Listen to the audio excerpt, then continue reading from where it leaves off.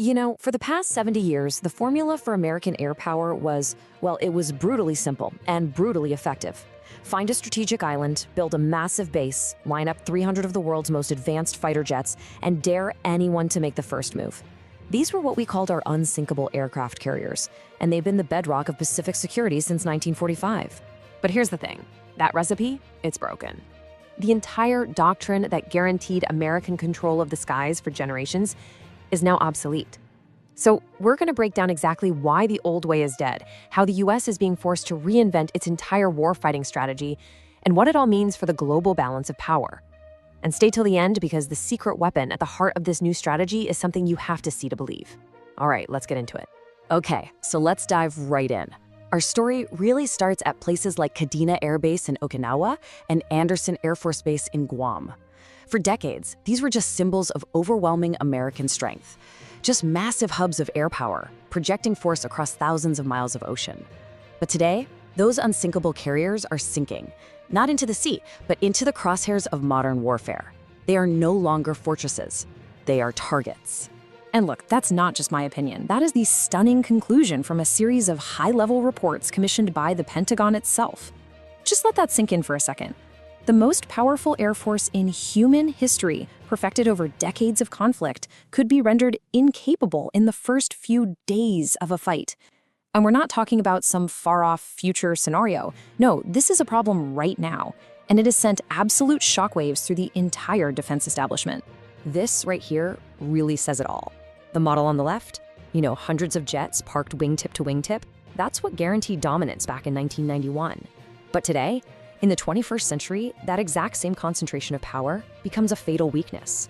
So now when military planners look at these bases, they don't see fortresses, they see pre-targeted graveyards, sitting right in the middle of what they call a missile desert, an area so saturated with long-range weapons that survival, forget dominance, survival itself is no longer guaranteed. So what changed the game so dramatically? I mean, how did we get here?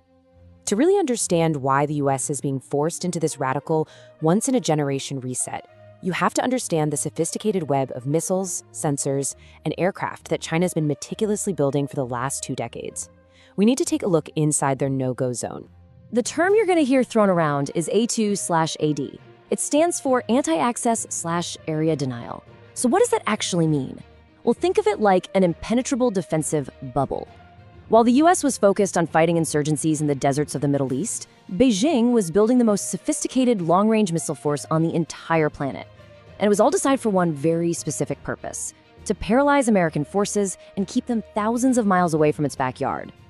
But this defensive bubble isn't just about missiles on the ground. It's also about the aircraft designed to dominate the skies inside it, like the Chengdu J-20 Mighty Dragon. And this is crucial. The J-20 is not just some copy of an American stealth fighter. It's built for a completely different mission. It's a long-range interceptor designed to fly at supersonic speeds without burning through fuel like our older jets. Its entire job is to go out there and systematically hunt and destroy the slow, vulnerable support aircraft, the tankers, the AWACS planes that our Air Force desperately relies on. But here's the thing. The most terrifyingly simple part of this whole strategy is this: they don't even need to shoot down every single American fighter. In the opening hours of a conflict, all they have to do is crater the runways. Because at the end of the day, the most advanced fighter jet in the world is nothing more than a very expensive $100 million paperweight if it can't get off the ground. So, faced with this existential threat, the US Air Force had to do something drastic. They had to blow up their own 70-year-old playbook and start from scratch. And what they've come up with is a radical new strategy, one designed to fight and win in a world where everything is already a target. The goal is no longer to be a giant, unmovable fortress. The goal is to become a ghost. And what they came up with is called the Edge-Pulsed Core model, and it completely flips the old strategy on its head. It works in 3 waves. First up, you've got the Edge Force. Think of these as cheap, disposable, runway-independent drones and missiles that swarm forward to harass the enemy and basically absorb that initial punch. Then comes the Pulsed Force, the heavy hitters like stealth bombers that strike from extreme range and then poof, they vanish. And only then, once the door has been kicked down, does the Core Force, the traditional jets, move in for the cleanup. Okay, so right at the very heart of that second wave, that Pulsed Force, that's where we find the secret weapon I told you about. It's a highly secretive program, and it's poised to become the most advanced and by far the most expensive fighter aircraft ever built. Officially, it's called NG-8 for Next Generation Air Dominance. Unofficially, we're calling it by its likely designation, the F47, and it is the quarterback of this entire ghost strategy. The F47 is being designed as a family of systems. It's less of a traditional dogfighter and more of a flying, stealthy command center. Think about it. A single pilot acts as a quarterback, controlling a swarm of 5 or more unmanned loyal wingmen drones. These drones are its remote eyes and its missile launchers, while the F-47 itself hangs back, staying silent and invisible, orchestrating the entire battle from hundreds of miles away. But this isn't sci-fi. It's a massive technological gamble that depends on flawless AI and unbreakable data links in the most hostile electronic environment you can imagine. And of course, this kind of revolutionary capability comes at a revolutionary price. The estimated cost for a single F-47 aircraft is a mind-boggling $300 million. That is more than double the cost of an F-35. For the price of just one of these jets, you could fund the entire annual budget of a small city. It represents an absolutely immense financial gamble on a concept that is still, frankly, unproven. But even with all this advanced technology, you still run up against one enormous, unchangeable problem: geography.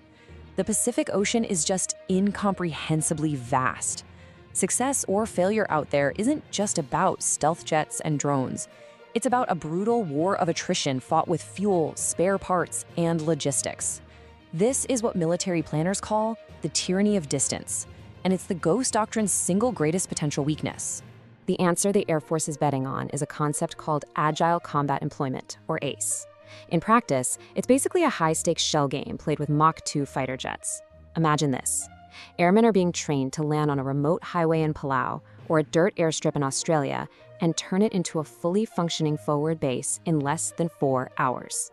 You land, you refuel, you rearm, and you vanish long before you can be targeted.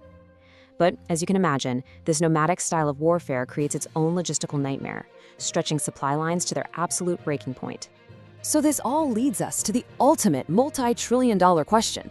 Is this radical new doctrine, this incredibly complex dance of drones, stealth jets, and island-hopping logistics, is it actually enough?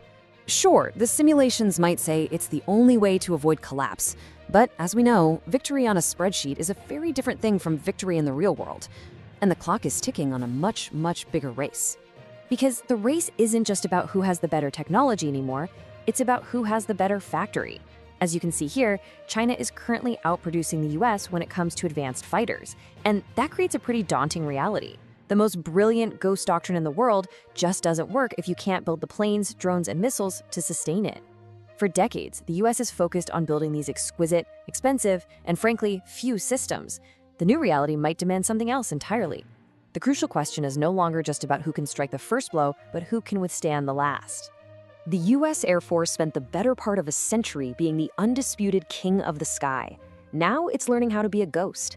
And this strategic competition, this shadow war of doctrines and production lines and huge technological bets, it isn't something that's just looming on the horizon. It is happening right now, in the quiet of our factories and out in the vast emptiness of the Pacific.